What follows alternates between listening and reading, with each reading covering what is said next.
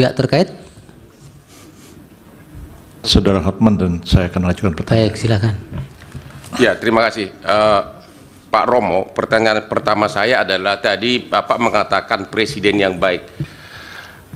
Kalau ada presiden di tahun 2021 membagikan bansos dan pelinsos sebesar 408 triliun. Mic-nya dekatkan, Pak. Kemudian tahun 2022 431 triliun. Ya. Jadi tahun 2021 408 triliun, tahun 2022 431 triliun. Apakah itu pemerintah yang baik yang membantu fakir miskin? Tadi kan Bapak menyinggung soal fakir miskin. Pada waktu itu nggak ada pemilu, tapi sudah 400 lebih bantuan pansos dan pelinsos. Yang kedua, tadi Romo mengatakan bahwa presiden seperti pencuri di kantor, ngambil duit dibagi-bagikan. Presiden mengambil uang bansos untuk dibagi-bagikan. Apakah Romo mengetahui bahwa bansos yang dibagikan itu sudah ada datanya berdasarkan DTKS, yaitu data terpadu kesejahteraan sosial, dan satu lagi PTKE, pensasaran percepatan penghapusan kemiskinan ekstrim. Data penduduk itu sudah ada semuanya. Presiden hanya simbolik di awal membagikan bansos sesuai dengan data yang sudah ada di kementerian masing-masing. Selanjutnya dilanjutkan oleh kementeriannya. Jadi presiden tidak pernah membagikan bansos di luar data yang sudah ada, DTKS dan P3KE sesuai dengan data kementerian. Dari mana Pak Romo tahu bahwa presiden itu seolah mencuri dari uang bansos lain untuk dibagi-bagikan? Padahal Pak Romo tidak tahu praktek pembagian data itu sudah ada datanya lengkapnya. Data lengkapnya yaitu namanya KPM, keluarga penerima manfaat, namanya semua ada di situ. Mohon izin majelis, karena ahli bukan ahli bansos atau... Ya, sudah tadi pertanyaan pertanyaan saya. Pertanyaan Pak Hotman yang kedua juga sudah bisa ditangkap, Pak. Ya, karena tadi jangan kan diulang-ulang. beliau mengatakan presiden seolah-olah pencuri mengambil uang untuk bansos, makanya saya tanya, itu dia tidak ambil tapi ada datanya semua. Iya, sudah. Terima kasih. Iya, baik. Dari Prof. Yusril. Terima kasih Yang Mulia. Saudara ahli, kita paham dalam filsafat bahwa etik adalah filsafat tentang moral, filsafat tentang praksis manusia. Apa yang dikatakan Immanuel Kant, du sollst nicht, apa yang harus, apa yang wajib, apa yang tidak wajib. Kan mengatakan bahwa norma-norma moral semacam itu tidak dibentuk oleh manusia, oleh satu lembaga atau negara atau apapun, tapi sesuatu yang lahir dari konsen manusia, dan karena itu dia tahu mana yang salah, mana yang benar, mana yang baik, mana yang buruk. Kalau kita mengikuti filsafat semacam itu, kita sampai pada kesimpulan bahwa norma etik sebenarnya lebih tinggi daripada norma hukum. Bukankah Aquinas mengatakan bahwa norma hukum yang bertentangan dengan norma moral tidak pantas dianggap sebagai suatu norma hukum? Itu dalam semua teologi yang tentu Romo lebih paham daripada saya. Pertanyaannya, pada sisi lain kita mengenal teori tentang hierarki perundang-undangan, hierarki norma di dalam hukum itu sendiri. Kita mengenal ada lebih tinggi yang bersifat lebih mendasar, ada norma menengah, ada norma rendah, ada norma yang bersifat pengaturan-pengaturan teknis. Saya agak khawatir Romo confuse, antara etik dalam filsafat dan etik yang dibicarakan dalam forum ini, yaitu etik yang terkait dengan kode etik yang menjadi kewenangan dari Mahkamah MK, jadi kewenangan DKPP untuk melakukan pemeriksaan dalam satu proses peradilan etik. Etik seperti itu, saudara saksi, agak berbeda dengan etik yang kita pahami dalam filsafat, dan berbeda konteksnya dalam hierarki norma-norma. Kalau merujuk kepada Kant, merujuk kepada Aquinas, merujuk kepada Ibnu Hazm atau Imam Ghazali, Prof. Yusril terlalu lama. teks di pengantarnya. atas. Pertanyaan apa? Ya, pertanyaan akan segera. Tapi kode etik yang sekarang ini adalah kode etik yang diperintahkan oleh undang-undang. Dalam undang-undang MK, dalam undang-undang KPK, dalam undang-undang advokat. Dan itulah yang diadili, yang dijadikan dasar mengadili pelanggaran kode etik. Bukan pelanggaran kode etik seperti yang dipahami oleh Immanuel Kant dan Thomas Aquinas. Apakah Romo bisa membedakan antara norma dalam filsafat, norma etik dalam filsafat, dan norma etik dalam pengertian norma etik yang dibentuk atas perintah satu undang-undang yang kedudukannya tidak akan mungkin lebih tinggi daripada undang-undang itu sendiri? Persoalannya adalah, apakah pelanggaran etik dari filsafat membawa implikasi kepada penyelenggaraan negara harus begini seperti yang Romo katakan? Ataukah pelanggaran kode etik sebagai code of conduct di dalam norma etik yang dijadikan dasar keputusan DKPP dan MK. apakah itu akan menggeser satu keputusan yang didasarkan atas norma undang-undang? Mohon Romo jelaskan persoalan ini. Baik, dari Bawaslu ada pertanyaan? Dari Hakim yang mulia Prof. Arief, silakan. Baik, terima kasih Yang Mulia Ketua.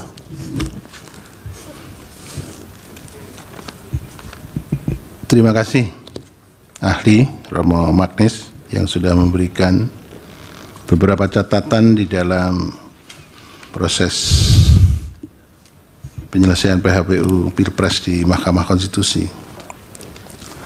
Sebetulnya banyak yang akan saya sampaikan, tapi kalau terlalu banyak kita berdiskusi kayaknya tidak elok ya. Maka saya singkat-singkat saja begini.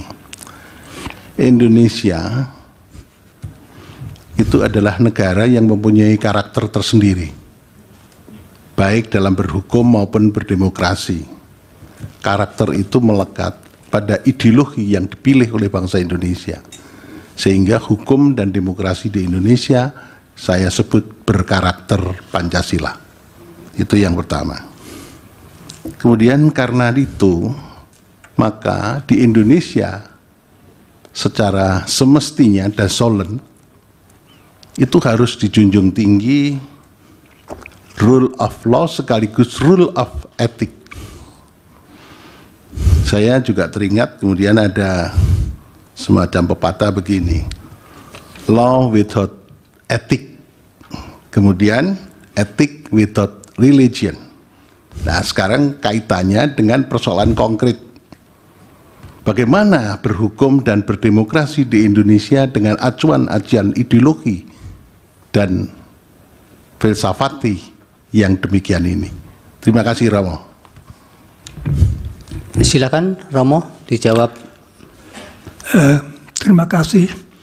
Pertama mohon perhatian bahwa otak saya berumur 87 tahun.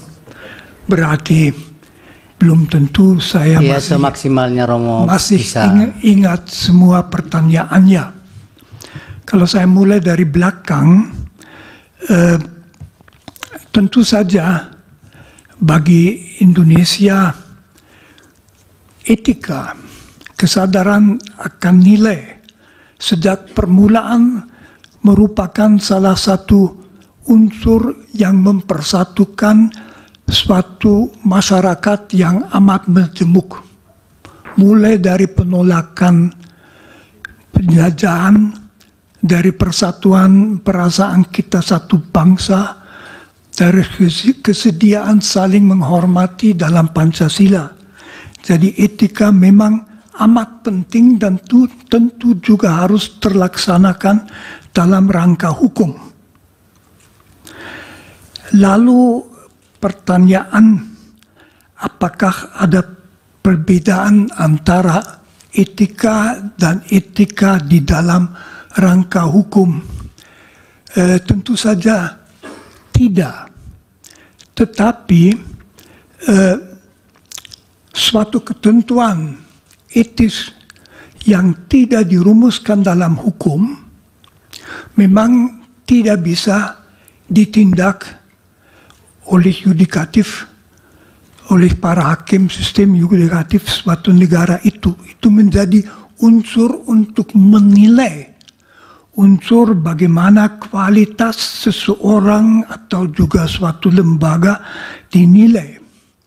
Dibantu kalau suatu bidang merumuskan kode etik. Karena lalu kode etik itu merumuskan dalam poin-poin yang relevan hal-hal yang perlu diperhatikan. Jadi memang pelaksanaan para hakim dalam sistem yudikatif mesti atas dasar undang-undang. Di situ muncul pertanyaan yang di Jerman muncul keras sesudah runtuhnya Hitler. Apakah hakim boleh mendasarkan diri pada suatu ketentuan hukum yang harusnya diketahui ya. Tidak berarti ada susunan resmi tidak boleh dipakai. Ada hakim yang sesudah Perang Dunia Kedua dihukum karena menjatuhkan vonis atas dasar hukum yang berlaku, misalnya hukuman mati. Jadi masalah hukum kodrat itu sudah over. Sekurang-kurangnya kita mempunyai hak-hak asasi manusia yang sekarang juga ada dalam undang-undang dasar kita. Diharapkan bahwa disadari bahwa etika tidak boleh dilanggar. Bagaimana itu masuk dalam hukum, ini oleh ahli etika tentu tidak bisa dikatakan. Mengenai bansos, saya tidak mengatakan apapun tentang yang dilakukan Presiden Jokowi. Saya melakukan kalau seorang presiden yang sebetulnya tidak mengurus langsung kementerian, mengambil bansos yang sudah disediakan di situ untuk kepentingan politiknya, maka itu pencurian. Apakah itu terjadi di Indonesia? Bukan urusan saya bukan ahli mengenai hal-hal itu. Saya hanya melihat kasus secara teoritis. Tetapi misalnya kalau dibagikan tanpa memperhatikan bahwa itu untuk para fakir miskin, ya itu saja sudah susah. Lalu mengenai dampak kalau pernyataan pelanggaran etika oleh mahkamah majelis kehormatan diabaikan. Tentu saja itu memberi kesan bahwa asal ada kekuasaan,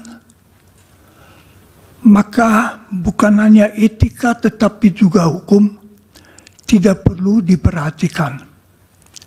Jadi penguasa bisa mengatakan abaikan saja.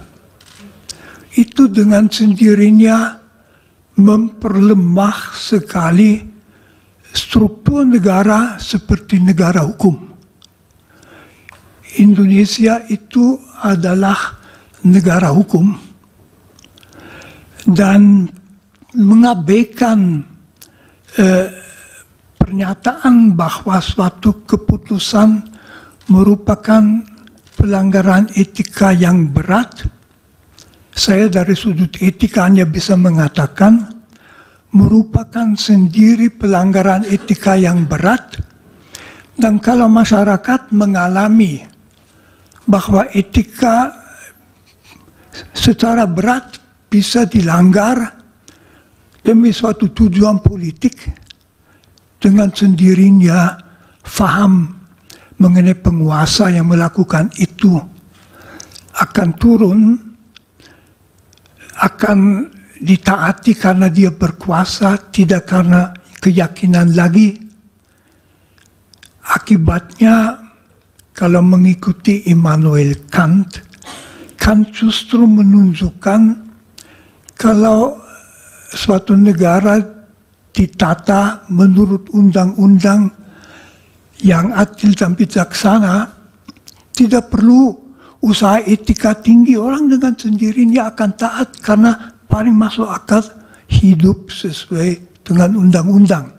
Kalau sebaliknya negara tidak memperhatikan itu, orang secara etis tidak akan merasa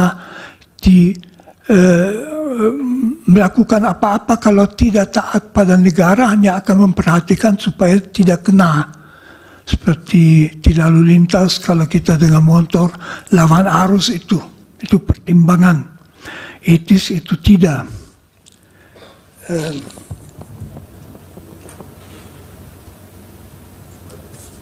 Belum tentu saya jawab semuanya. Cukup, Romo. Waktunya juga sudah habis. Ada satu majelis belum dijawab. Waktunya sudah habis. Ya, tapi dia belum jawab majelis. Iya, itu ahli tidak jawab juga boleh kok. Oh iya, oke. Terima kasih, Romo.